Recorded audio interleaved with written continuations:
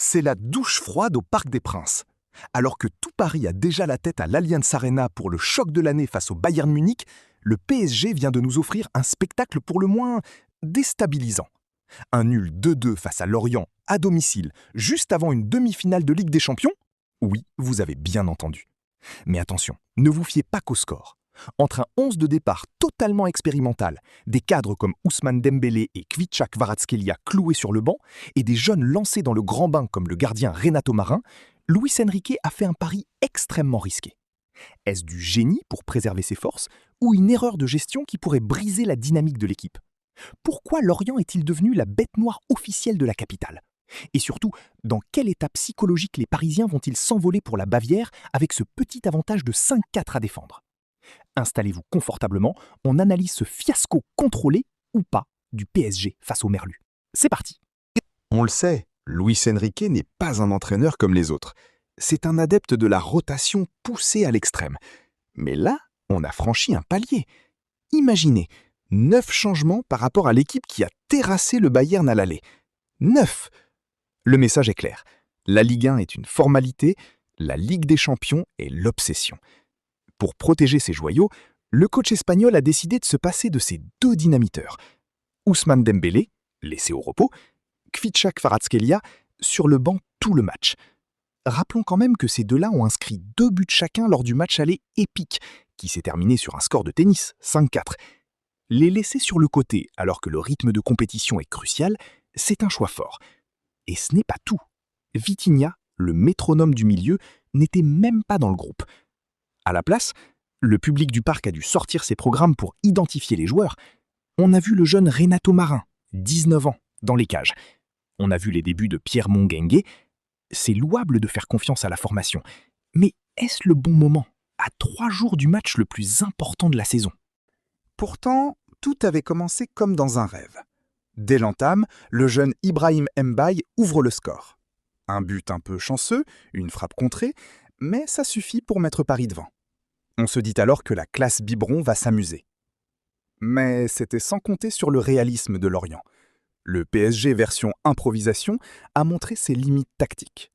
Le manque de repères entre les joueurs était flagrant. Lorient, qui sait toujours comment embêter Paris, a recollé au score grâce à Pablo Pagis. 1-1. En seconde période, Luis Enrique tente de corriger le tir. Il fait entrer l'expérience, il fait entrer le Titi national, Warren Zaïre-Emery. Et l'impact est immédiat. Warren redonne l'avantage au PSG. À ce moment-là, on pense que le métier va parler et que Paris va gérer jusqu'au coup de sifflet final. Sauf que, quand on manque de rythme et de cohésion, on fait des erreurs. Le jeune Pierre Mongengue, pour sa première, a vécu un baptême du feu cruel. Une erreur de placement, une perte de balle fatale, et Ayegoun Tosin ne se fait pas prier pour égaliser à nouveau. 2-2. Le parc est silencieux, l'inquiétude grimpe. Le football, c'est aussi de la dramaturgie. On joue les arrêts de jeu, le PSG pousse de manière désordonnée. Soudain, l'arbitre siffle. Penalty pour Paris. Le stade explose. On se dit que le hold-up est parfait. Une main suspecte dans la surface lorientaise semble offrir les 3 points sur un plateau aux Parisiens. Les joueurs de Lorient entourent l'arbitre. Ils hurlent à l'injustice. Ils jurent qu'il n'y a rien. Et là, intervient la fameuse VAR. Pendant de longues minutes, le temps s'arrête. L'arbitre va voir l'écran, on scrute chaque angle de caméra. Et le verdict tombe. Pas de pénalty. La décision est annulée. C'est une conclusion logique, car honnêtement, une victoire parisienne sur ce match aurait été un petit braquage. Résultat des courses, le PSG n'a pas réussi à battre Lorient en 2 confrontations cette saison. C'est un constat d'échec pour le leader de la Ligue 1 face au Merlu. Alors, faut-il paniquer? D'un côté, les optimistes diront que les cadres sont frais. Dembélé, Kvara et Vitinha arriveront à Munich avec les jambes légères. Luis Enrique a rempli son objectif de protection. D'un autre côté, les sceptiques souligneront que le PSG casse sa dynamique de victoire. Partir en Allemagne après un match nul poussif à domicile, avec une défense qui a montré des signes de fébrilité, ce n'est pas l'idéal pour la confiance. Surtout quand on sait qu'un avantage de 5-4, c'est tout sauf une sécurité face à la force de frappe du Bayern à domicile. La question est là. est-ce que le manque de rythme de certains cadres ne va pas se payer cash dans les 20 premières minutes à l'Allianz Arena? Luis Enrique joue sa saison sur ce coup de poker. S'il passe, on criera au génie de la gestion. S'il sort, on lui reprochera d'avoir snobé le championnat et brisé l'élan de son équipe. Voilà les amis, le PSG concède le nul 2-2. Un match frustrant, des visages nouveaux et une VAR qui a douché les derniers espoirs.